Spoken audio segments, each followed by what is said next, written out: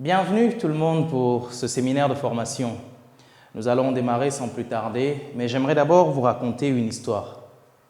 C'est l'histoire d'un jeune collégien qui a constaté qu'il avait des difficultés à s'exprimer en public. D'ailleurs, pas seulement face à un public, un groupe, mais même avec une seule personne. En fait, il a constaté qu'il bégayait et il était complexé par sa manière de bégayer. Il ne pouvait même pas d'ailleurs dire présent lorsqu'on appelait son nom en classe. Imaginez un peu sa gêne. Donc c'est comme ça qu'il a décidé simplement de se renfermer sur lui-même, de ne plus faire des efforts même pour prendre la parole en classe lors des exposés, etc. Et c'est ainsi qu'il a fait de la 6e au collège jusqu'en classe de première sans pour autant parler en public. À chaque fois qu'il y avait des exposés, il faisait tout pour travailler avec ses amis, avec ses camarades de classe, etc. Mais le jour de l'exposé, il trouvait une excuse pour s'absenter. Ah oui, ma grand-mère était malade, etc. Donc c'est ce qu'il disait à chaque fois. C'est ainsi qu'en classe de première, il devait faire un exposé. Et il a appliqué sa technique habituelle, travailler avec ses camarades de classe, mais s'absenter le jour J. Malheur pour lui, ce jour-là où il s'est absenté, l'enseignant aussi s'est absenté. Et c'est ainsi que l'exposé n'a pas pu avoir lieu. Le jour suivant, il a fait la même chose. Il s'est absenté, mais malheur pour lui, l'enseignant aussi s'est absenté. Et c'est ainsi que des rumeurs ont commencé à courir comme quoi l'enseignant était gravement malade et qu'il ne viendrait plus durant une longue période.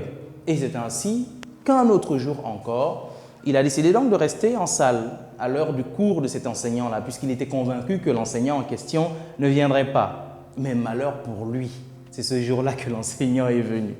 Et c'est comme ça que l'enseignant en question, quand il arrive, il dit « Ben, il y a quel groupe qui devait exposer donc la dernière fois, depuis la dernière fois que je ne suis pas venu ?» Et on lui a donc dit que c'était le groupe, donc le groupe du jeune homme en question. Et c'est ainsi qu'il ne pouvait pas s'enfuir, puisque tout le monde l'a déjà vu en classe et que l'enseignant même était là. Il ne pouvait pas prétexter quelque chose pour aller aux toilettes ou je ne sais quoi. Il était obligé donc de prendre la parole. C'est ainsi donc qu'il est passé avec ses camarades. Ils lui ont donné la partie qu'il devait lire. Il a parlé en premier, enfin, il n'a même pas parlé d'ailleurs. Il était en train de trembler, il était en train de bégayer et toute la classe était en train de rire de lui. Il s'est senti humilié, ridiculisé. S'il pouvait même disparaître, il allait disparaître ce jour-là.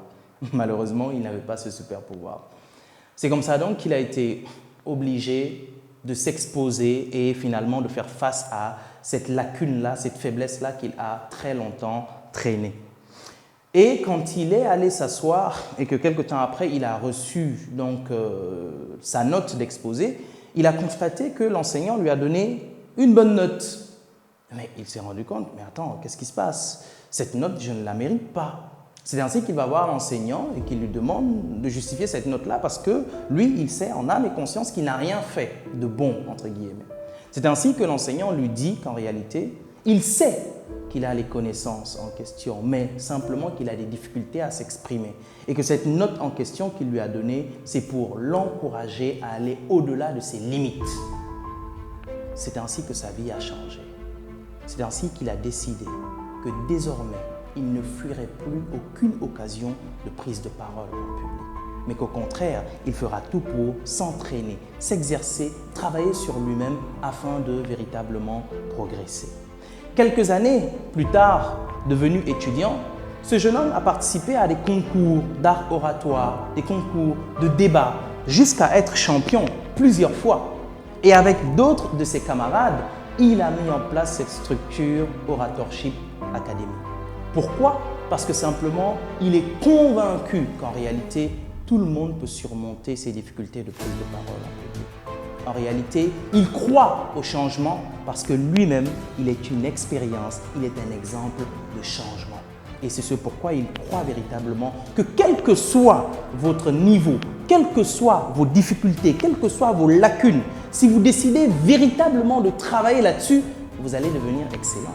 Et je crois que chacun d'entre vous ici est présent parce qu'il sait, parce qu'il croit, parce qu'il est convaincu qu'effectivement, il n'est pas condamné à rester à ce niveau, mais qu'il pourrait trouver avec nous des outils, des techniques, des éléments qui vont lui permettre de se dépasser. Alors, chers amis, bienvenue à Oratorship Academy.